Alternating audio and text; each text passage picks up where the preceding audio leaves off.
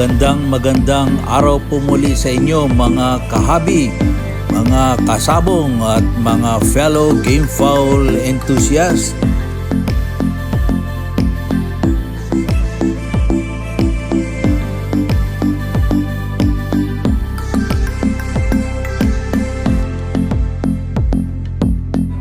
Ngayon ay ating i-feature sa videong ito ang isang samahang nag-ukit ng pangalan sa mundo ng sabong at pagpapalahi.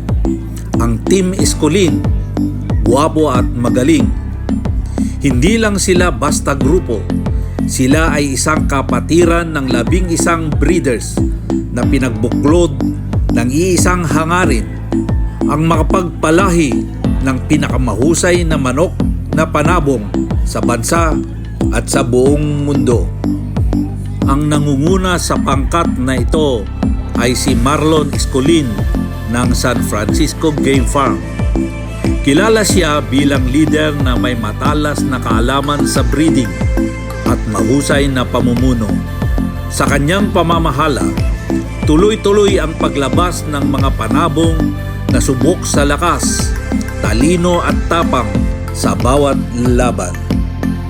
Hindi nag-iisa si Marlon sapagkat kasama niya ang kanyang kapamilya na kinabibilangan ni Martin Escolin ng Green Country Game Farm na siyang kanyang kapatid, at si Marco Escolin ng Green Country Game Farm na kanya namang pamangkin. Ang magkakapatid na ito at ang kanyang pamangkin ang nagpapatuloy ng tradisyon at pamana ng kanilang angkan. Sinisigurado na sa bawat lahi ay naroroon ang tatak ng Escolin, matibay, maliksi at palaban. Kasama rin sa samahan ang mga kinikilalang breeders sa iba't ibang dako ng komunidad. Si Will Jim D. ng WDY Game Farm ay kilala sa kanyang disiplina at balanse ng lakas at talino. Si Otto Dizon ng Sondi Game Farm ay may mga linyang subok na matatag na mataas na antas ng laban. At mula sa Taxman Game Farm, si Mau Asierto ay nagdadala ng kakaibang talim at tibay, dahilan para maging isa sa mga sandigan ng grupo.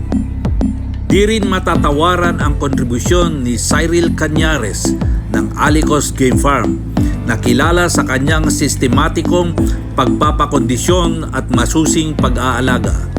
Samantala, si Patrick Maralit ng PM Father and Son Game Farm ay kumakatawan sa kahalagahan ng pamilya sapagkat katuwang niya ang kanyang anak sa pagpapatuloy ng sining at agham ng breeding, isang inspirasyon para sa susunod na henerasyon.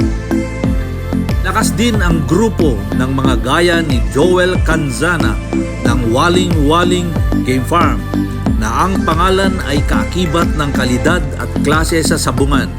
Nariyan din si Obet Macapagal ng Miguel's Game Farm, na kilala sa makabagong estratehiya ng crossbreeding at pagpapanatili ng matatag na lahi.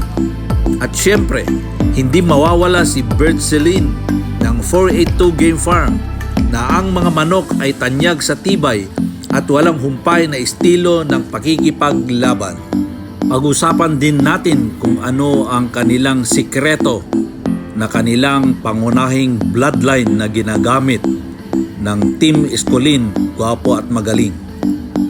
Ang kanilang tagumpay sa sabungan at breeding ay nakasalalay sa wastong pagpili ng mga linyang matibay, mabilis at consistent. At ang tatlong bloodlines ang madalas na lumulutang sa kanilang programa: ang Sweater, Boston Roundhead at Gilmore Hats. Unahin natin ang Sweater. Ang Sweater ay isa sa pinakapaboritong linyang ginagamit dahil kilala ito sa bilis, talim at katalinuhan sa laban. Hindi lang ito basta mabilis gumalaw, kundi mahusay din sa pag-timing ng atake. Ang mga Sweater ay kadalasang nagdadala ng clean kill dahil sa tamang kalkulasyon ng bawat palo. Kaya naman Sa Team Escolin, ang sweater ay nagsisilbing foundation line o pundasyon ng kanilang breeding program. Sunod ang Boston Roundhead. Kung ang sweater ay kilala sa bilis at talino, ang Boston Roundhead naman ay tanyag sa tibay, lakas ng katawan at stamina. Ang lahing ito ay kayang sumabay sa mahahabang laban dahil sa kanilang resistensya. Bukod doon, may natural din silang tapang at hindi basta sumusuko sa gitna ng laban. Kaya kapag pinagsama sa sweater, nabubuo ang isang manok na hindi lang mabilis at matalim, kundi matatag din at kayang lumaban hanggang dulo. Pangatlo naman ang Gilmore Hats. Ang hats ay kilala sa power at cutting ability. Malalakas ang palo, mabibigat ang tama, at madalas ay agresibo ang kanilang estilo. Hindi sila umaatras, bagkus ay laging sumusugod at naghahanap ng butas upang makapagbigay ng matinding pinsala. Kapag isinama ang hats sa sweater at Boston Roundhead, nadaragdagan ang lakas at impact ng bawat atake. Isang kombinasyon ng speed, endurance at power. Sa estrahiya ng Team Escolin, hindi lang sila nakatuon sa isang bloodline. Ang mahalaga sa kanila ay ang tamang kombinasyon. Halimbawa, ang sweater by Boston Roundhead Cross ay nagbibigay ng balanse. May talim at bilis mula sa sweater at tibay at resistensya mula sa Roundhead. Kapag dinugtungan pa ng hats, magiging kumpletong manok ito, mabilis, matibay at may mabagsik na palo. Sa madaling salita, ang tatlong pangunahing bloodlines na ginagamit ng Team Escolin, sweater, Boston Roundhead at Gilmore Hats, ang bumubuo sa sikreto ng kanilang tagumpay. Ito ang dahilan kung bakit ang kanilang mga manok ay hindi lang gwapo sa itsura, kundi tunay na magaling sa laban. Yan ang tatak Team Escolin, gwapo, magaling at panalo. Maraming salamat po muli sa panonood mga kaibigan at mga ka-fellow Gamefall enthusiasts. Kung nagustuhan ninyo ang video, huwag kalimutang i-like, mag-comment at mag-subscribe sa channel na to. At i-share nyo na rin po ito sa mga kaibigan at kapwa Gamefall enthusiasts para mas marami tayong matutulungan. Huwag din kalimutang i-click ang bell button para lagi kayong updated sa mga bagong uploads dito sa channel na to.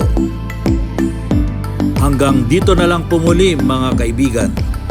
Adios, hasta la vista, mi amigos.